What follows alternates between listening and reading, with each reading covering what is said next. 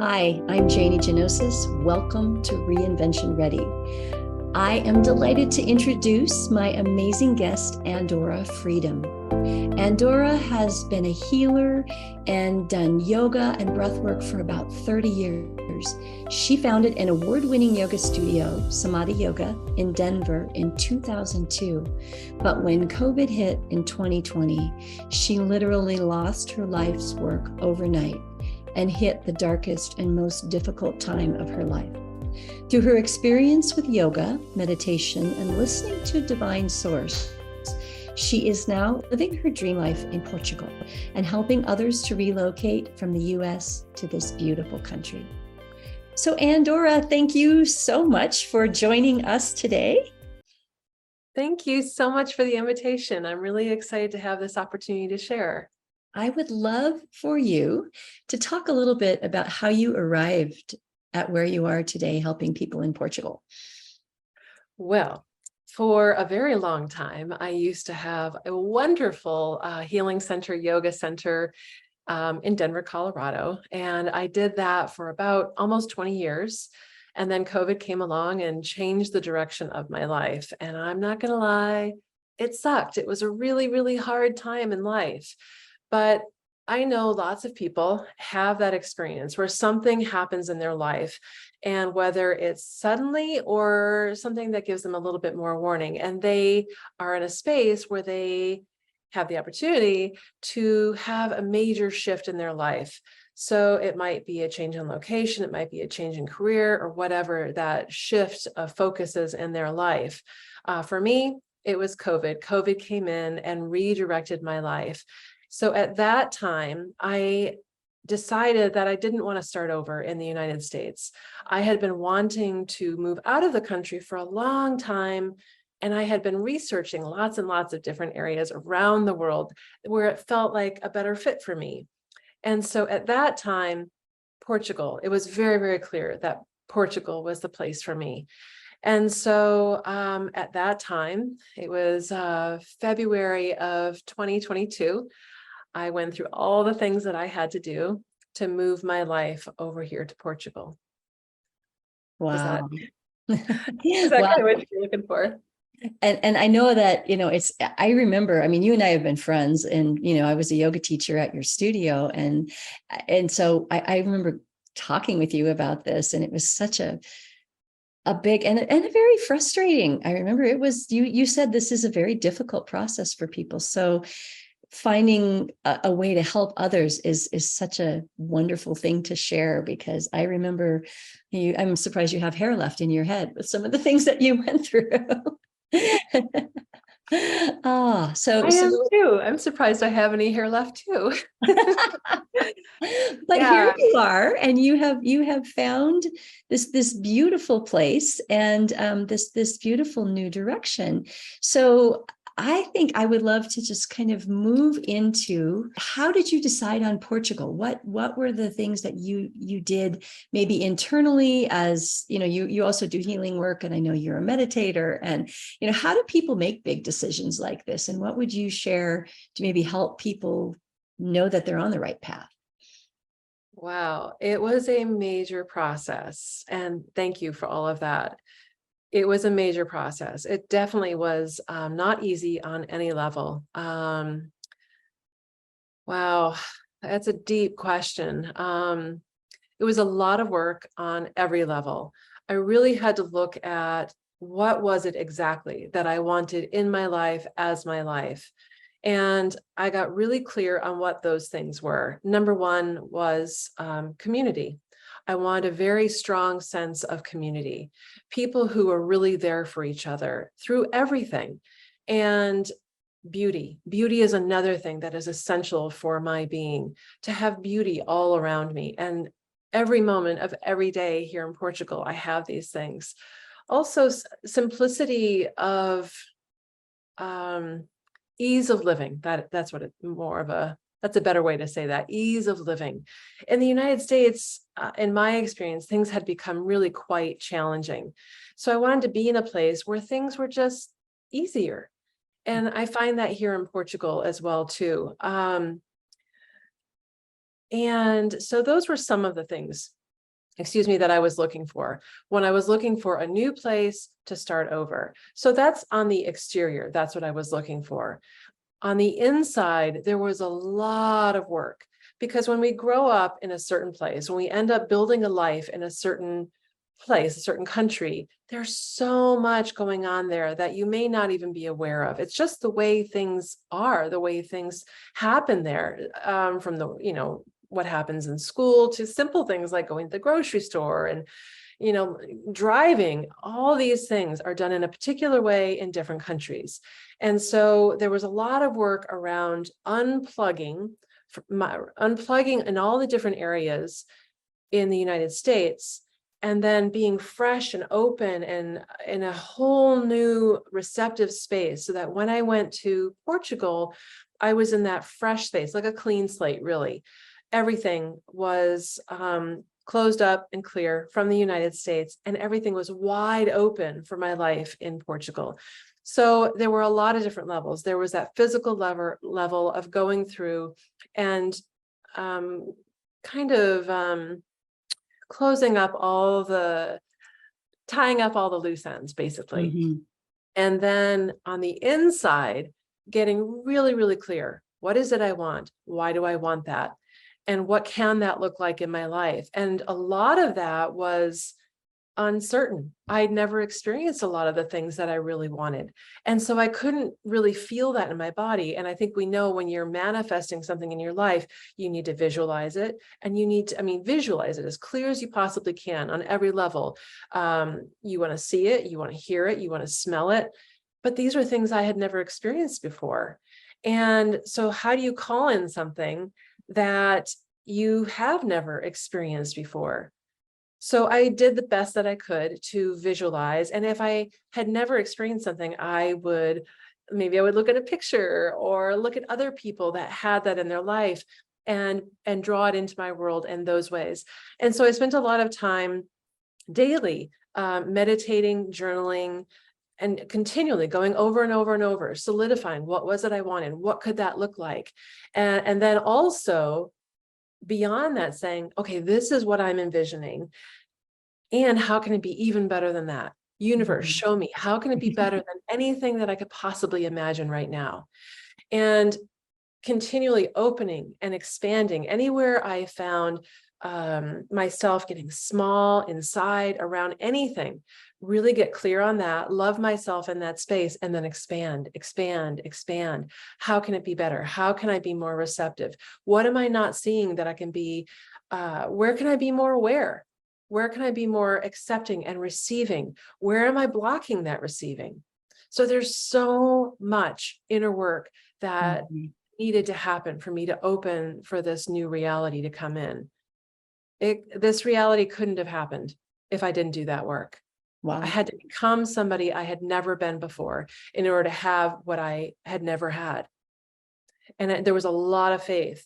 Everywhere I would get afraid, everywhere that I would have doubt come up, I would love myself in that space. And then I would expand out. How can it be better? How can I be receptive to something I've never had before? Yeah, that's such a tremendous gift to be able to do that. And I think that comes from so many years of practicing yoga, practicing healing, practicing, meditation, and all of these wonderful tools that we have. And now here you are, you created this. You are probably, everybody that I know, one of the best manifestors I've ever met. And I think about, back in 2002, you basically manifested Samadhi, the yoga studio. And it was an incredible, beautiful home for yoga for 20 years. So, we look almost 20 years, I guess. And and so looking back, here we are, we're women of a certain age. You're a little bit younger than me, but we can't really say that we're those 20, 30, even 40 somethings anymore. So what advice do you wish that you knew when you were in your 20s or 30s? And what do you wish you knew that could have helped you on your path a little bit more? Well, what my teachers have told me forever, and what we always read in the spiritual texts, everything you need is within you. Everything you need is within you. For the majority of my life, I sought for answers outside of myself, even though I was a big meditator and I did all the spiritual practices. Still, I used those practices, and I see a lot of people doing the same thing.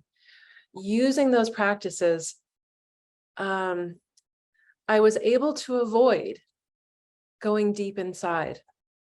And all of those years, I never really trusted my inner guide.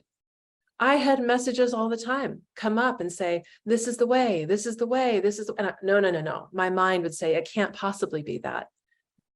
Well, my inner guide is always right. Mm-hmm. So I don't know how many years ago, I finally decided to start listening to my inner guide, no matter what the outside said. If the outside messages coming in were the opposite, it didn't matter. Whatever my inner guide says, I follow it. And it is astounding. You would not believe what my life is today. I mean, you saw me when COVID came in and took the business. It was horrible. Mm-hmm. It was the worst point of my life. And I had no idea how I could possibly ever get through that. I was facing living on the street. I had no family that I could go to. I had no partner, and I was losing everything. To go from that to where I am now is not only one miracle, it's a lot of miracles. The biggest miracle of all is that I finally chose to listen to my inner guide. When we get quiet, it's not just about getting quiet and doing these practices. It's simple. It's about getting quiet and very simply tuning in to source. And when you find that, you recognize it. But the thing is, our cultures typically tell us not to trust that. Ever since infancy, we are taught, don't trust that, don't trust that. Always trust what's outside of you more than trusting what's inside of you. We're taught to trust the seen more than we are taught to trust the unseen. Mm-hmm. Unseen is the most powerful. When you can trust in that, when you can surrender to that inside of yourself, everything is possible. Everything is possible. It is astounding where I am today. I oftentimes do not even have words to express what has happened over these last few years, because I chose to give up my old way of being and always looking for the answers outside, and just come back home, trust, listen, like really, really listen. And that has created a life that is unlike anything I've ever experienced. And that is what I want for for not just younger people, all people. Right. I want all people to know how to remember how to listen to that small, sweet voice inside. And the more you listen, the louder it comes, the easier it is to hear that voice. And the more we learn to trust and just follow that, and our whole life can be a miracle. That's wonderful. And that's a skill that I know for me personally, I can say that I tend to struggle with knowing if it's the voice, because you said you recognize it, or if it's just my brain. Is it just my mind going, oh, this is, because I have a very creative mind and it comes up with things. And it's not always, like you said, the voice inside, when you're connected to source, it's always right. Yes. When it's your mind, it's not always right. And so you might be trusting something that isn't your source. How do you differentiate between mind chatter and that deep connection and knowing that it's coming from source rather than from your head? It took a long time to figure that out. What's essential for me is to have a lot of quiet time, a lot of time alone. When I don't have that, it's harder to hear the voice, because I'm an introvert, a big time introvert. I mean, I would be, honestly, it sounds nutty, but I would be super happy just spending my life meditating in a cave. I know the cave in India, actually. But that's not my life in this lifetime. So I need to have a lot of quiet time where maybe I'm meditating. My life has actually turned into much more of a meditation. And when I'm in that space, it's much easier for me to sense what is mind and what is, there are different things I call it. Soul is what I like to call it, or higher self, whatever you want to call it. They come from different places, and you can feel it in your body. Mind, truly, I feel it in my head. But the messages from source, to me, I feel it deeper in my body. I definitely feel it in my heart and in my gut. It obviously comes up to the mind because that's where we have to translate it. And when this information comes in, it's vibration. It's always vibration. And then it has to come up. For me, maybe it sounds weird, but it comes in through my heart. And my heart is not just here. It's a bigger energy field around my heart. It comes in and then it goes to the brain to be translated into whatever thoughts I need to have here on this plane. Everything in the universe is vibration. So when we learn to calm ourselves so that we can decipher the actual vibration of it, you'll notice that there's a different vibration of thinking to this higher vibration that comes in. They're different. But for me, at least, I need to have a lot of space and a lot of quiet to be able to decipher that. That's good. Does that make sense? Yes, that does make sense. And I like that you talk about feeling it in your body, because I believe also, like you, that everything is vibration, and science has actually proved that everything is vibration. What we think is solid, like this computer that I'm talking to you on, if we could take a microscope to it, it's just a million little particles kind of like floating in this ether that we don't see because they're so tightly together, that we don't see this. But yeah, it's fascinating to think about listening through your body. I think our gut, we talk about it. Our language says, oh, I felt it in my heart, or, oh, I knew in my gut. It's not usually, oh, I knew in my brain. it's some other part of the body. Oh, I got chills, or, I was breathless, and all of these things that happen to us physically, our bodies, I believe, are these honing devices that once we learn how to listen to them, we can do so much. It's that learning process, because like you say, we are conditioned. When you were talking about Portugal and living in a different place, we're conditioned not just where we live and what our culture, but our culture conditions us on how we listen. 100%. Yeah. And so we have to break away sometimes if our culture wasn't the one that's teaching us to, most of us weren't lucky enough to have parents who were into meditation and believed that everything was vibration and told you to sit quietly when you had a problem. Instead, it was, usually a banter back and forth and talking it through, which can also help you. But, I think that piece is missing, particularly from Western culture. Yeah, I 100% agree. Yeah. Most of us never learned that our bodies are these amazing resources. Our bodies have this pure wisdom, and the body knows how to communicate with the universe because it's always communicating on a vibrational level.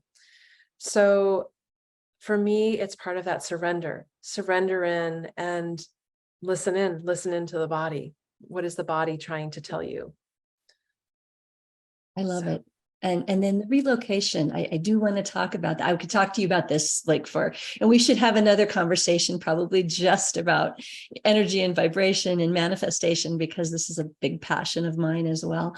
But I do want to talk about this wonderful program that you have to help people relocate, because it's a big step for people to make that choice. And so I think by talking about listening in the body, we were talking about how did you make that choice. I think others can maybe do that same thing, get quiet and visualize and watch. You have the best videos out there. I love like the photos and I'm like, oh, I want to go visit you in Portugal because it looks just incredibly beautiful. And, you've posted on Facebook these concerts where they just like pop up, and you can go and sit outside at a cafe at night with the moon shining on you and the stars glistening and this amazing music playing, and like that's just magical. I mean, we have that here in places in the States too, but there's something about when that building is 500 years old that's behind you, and there's like history and energy, and it just looks like a magical place. So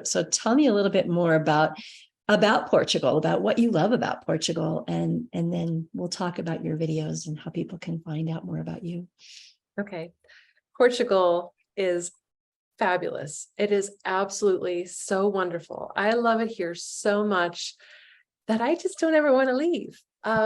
When I lived in the States, I wanted to travel all the time, just constantly wanted to travel. And here, I just don't even want to leave. I'm so happy right here. It is stunning everywhere I go. Today, actually, I was out and about. I do healing work here at a wonderful little healing center and a yoga center. And so walking over there, and it was wonderful. I got to walk in the rain. And some people say, they don't like the rain. Oh, it's beautiful. It was just so soul nourishing. And I'm walking along the way, and a friend on Facebook asked me to post, why am I grateful? Because I always say how grateful I am. And she wants to know specifically, why am I so grateful? So today I thought it'd be fun to take pictures of all the different things along my path that I'm so grateful for. And they were little things like the cobblestones. The cobblestones are so beautiful. They're ancient.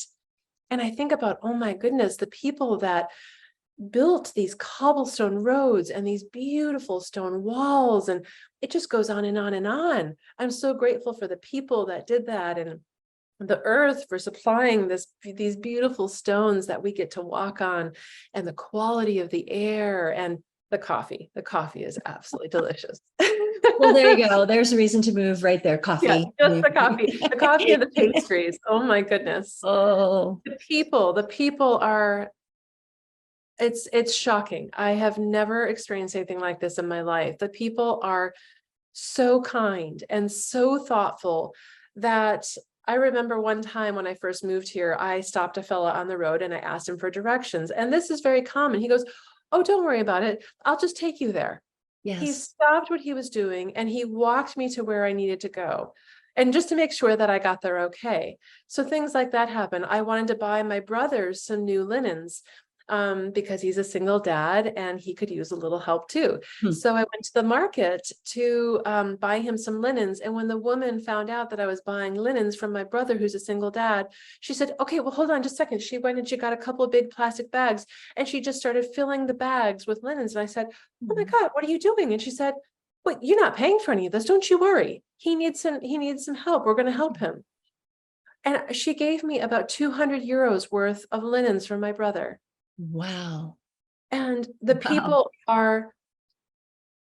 they are so thoughtful. So I have things like this happen all the time. When I first moved here, one of the most difficult things when you move to a new country is that you can feel very, very alone. Mm-hmm. I never felt alone. When we first moved here, we moved to a very small village in the north. It was right on the border of Spain. And I mean, there were hardly any people there. There were certainly not that many English-speaking people. And I never felt alone because all of the villagers, they knew immediately that we were foreigners, and they would all be there for us. They were always checking on us, and we didn't even speak the same language. And they would come and make sure that we were okay. They would give us flowers. They would offer us free food, and just the kindness of them, always checking in and making sure we were okay and if we needed anything. I never got that in the States, certainly not from strangers, from a handful of people that knew me for a long time, but never from strangers. And it's a very different level of thoughtfulness and care. It's just a part of the community here. And I think that comes from the Portuguese have gone through some really, really challenging times. And the way they got through it was because they learned that they needed to be there for each other. And that's how they got through and they thrived. And so it has continued in their culture here to a level that I've never experienced anywhere else in the world here. And it's really it's a beautiful thing here. Yeah, that Those is are just a so, few of the things I love. that is so cool. I wonder too if that is a European, maybe not all parts of Europe, but when my husband and I were visiting Greece, and we had never been there, but we were on this little island that's literally 2 miles wide by 6 miles long. It's not too far from where Onassis's island is. It's just a tiny little, hardly anybody's there, or when, at least when we were there, that was the case. And they had a payphone. We were trying to get a hold of his cousin who lived there, and the payphone didn't work. And this little man was walking along, and he was a very elderly man, but everywhere they walk everywhere on these little islands. And he spoke English amazingly. He lived in Australia part of the year, I guess. And so he said, we told him who we needed to go see. He goes, "Oh, come on, I'll take you there." It was the same thing. It was like, rather than, "Oh, go 3 blocks this way and 2 blocks." Nope. He's like, "Come on, I'll take you there." And then one on another little island where we were, this little grandma was, we were walking by, and she just like says, kind of like this, she motions, she must have known we didn't speak Greek, or didn't, my husband speaks a little, but and she pointed to some plants, and we thought she was trying to sell them, and she needed help moving them. So my husband figured out what she needed, and he helped her lift and move these couple of small plants, wherever she wanted to put them. And we waved, and we're walking up the street, and we hear her like yell to us, and we turn around. She has two pomegranates in her hand, and as a thank you, she gives us these pomegranates. And it was just so special, and even though we didn't speak the language, we found that same really inviting, welcoming sense of community, not everywhere, but definitely in some of the places that we went. So Yeah, I think you see more of that in smaller villages, smaller mhm. towns. The bigger cities, they're still very, very friendly, Yeah, but it does tend to shift a little bit there. People just yeah. get so busy with their Mhm. lives, and they And they sometimes, don't notice, and they had their guards up a little bit too, which, I yeah, mean, in big cities, I live in a pretty big city, and it's like, I have to be cautious, I mean, you want to yeah, be helpful and trustful to people, but you also have to be, yeah, cautious, and make sure that you keep yourself safe. And so again, that's, I think, when you have to listen to, going back to what you said, to, when you want to help someone, or if it's a legitimate need, usually in your heart, you can feel, or something doesn't feel quite right, maybe call for some police for them, or medical, or help them in a different way where you're safe. But yeah, I love that about what I experienced in Europe. And so nice that Portugal is sharing that experience with you, and it's so wonderful. And so tell me, you're also doing, in addition to helping people move to Portugal, you've got healing work that you're doing. And is this something that people have to be in Portugal to do with you, or is it a remote opportunity where they could access you online, or how does that work? I do mostly work with people in person, just because that's what I love most of all. But I do also work with people long distance, if I get clear that it will be of benefit for them and me. It has to be a benefit Mhm. to both of us in that energetic exchange. But I really love working with people in person. Um, I don't have any organized yet, but I will be organizing retreats for Oh, small groups of people, um, particularly small groups of women. And I'm thinking 8 to 10 women there's so many extraordinary spots here yeah. where the energy is supreme. It's absolutely gorgeous. And we can have really powerful retreats here with breath work and energy work and nature and all these different things. Um, so those will be coming too. But yeah, the majority of my work is done in person, and every now and then I do work with people anywhere in the world. And, I'd like to have them on a Zoom so that we can look at each other to start, and then it Mhm. goes into the energy work, and they'll typically have their eyes closed and maybe laying down or something like that. Mhm. That sounds amazing. Yeah. And retreats. Oh, sign me up. But I want to go. I want to go. I want to come see you and visit Portugal. I have another question for you, about learning a language as when you're older. Now, you didn't speak Portuguese when you went over there. How has that been? And are you more fluent in it now? What have you experienced? That has been a challenge. Now, in my previous life, I used to pick up languages like nothing. I used to speak French, German, Spanish, and just a little bit of Russian. It was easy. And then when I would travel, I could pick up quite a lot on the way there. But since then, I've had a couple brain injuries. And I don't know if it's the brain injuries or getting older. Maybe it's a combination of both. I have found it very difficult to learn Portuguese. And Portuguese is a difficult language to learn. It's kind of shocking. It used to be that I could pick this stuff up, like that. It was super easy. And now I will hear people say something in Portuguese and I don't even know how they make that sound. Wow. So, I'm doing the best I can. And the thing is here too, even though I live up north where there are far fewer people that speak English, I have never had a problem.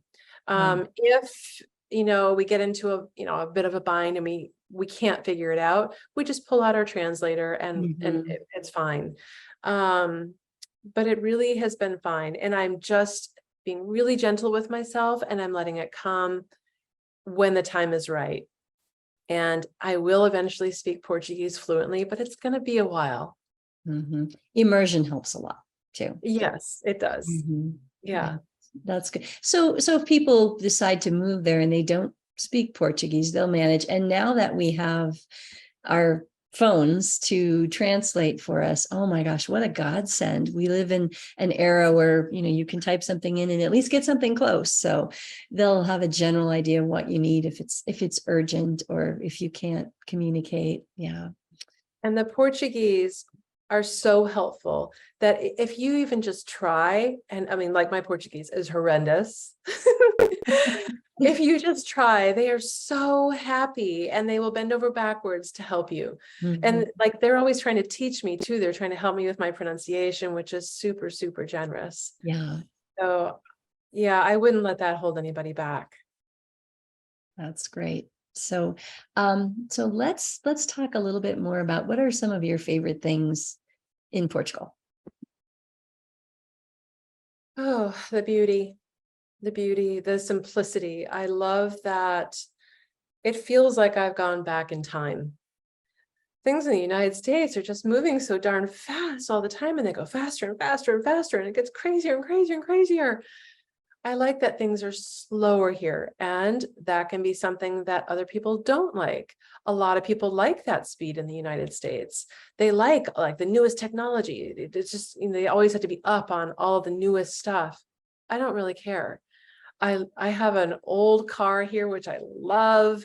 And I love that when you go to cafes here, they're not all super posh and totally ritzy. In the United States, you have a lot of really, really nice cafes and things like that. Here, they are pretty basic, pretty simple. But what I love is I go into these little cafes and the way people connect, whether it's, one person comes in and the way they connect with the person behind the counter, or you'll see old couples come in. Sometimes you'll see there are a lot of people here that don't have a lot of money. So you'll see 4 or 5 older people come in and they'll share 1 or 2 cups of coffee. And the coffee everything is very, very inexpensive here. That's another thing that I love. The cost of living here is very, very affordable. But you'll see a group of 4 or 5 older people sitting around sharing a cup of coffee just to share time together. And they're laughing and they're relaxed. I love how the Portuguese people are so relaxed in their bodies. When I first came here, I was sitting at a cafe, sipping on my coffee. And I remember watching some of the Portuguese walking through the square, and I immediately noticed how relaxed and in their bodies they were. And I went, oh my God, I'm going to be like that. Maybe in a year from now, maybe a little more, my body is going to start healing more and more and more from the trauma and the drama of the United States. The energy in the United States, there's a lot going on there. And it was time for me to move on. So in roughly a year's time, I am much more in my body. I am much more grounded. The way I walk, the way I move is so different than I have ever been. And so I love that ease of being here. I love that things are slower. I love that the cost of living is much less. I have a far higher quality of living here than I ever had in the United States for a fraction of what it was in the United States. The quality of food is phenomenal here. In the United States, I spend a lot of money on high quality food. And here I spend a tiny fraction of that, and the quality of food is much, much better. My body is healing every single day. I get stronger, I get better, I'm happier, much, much more peaceful. Even though in the United States, I had a list of like 30 things, literally like 30 things I would have to do every day just to have a sense of some kind of peace, because just to counteract the all the things coming at me. And here I don't have to do any of it. Wow. Wow. I mean, that sounds just stressful, having 30 things to do to de-stress. That's stressful in and of itself, right there. 30 I things. mean, the things that were coming at me all the time, just to counteract that. Yeah, it was a lot. Being a single parent in the United States, as opposed, and my daughter is now older, but being a single parent over here is entirely different.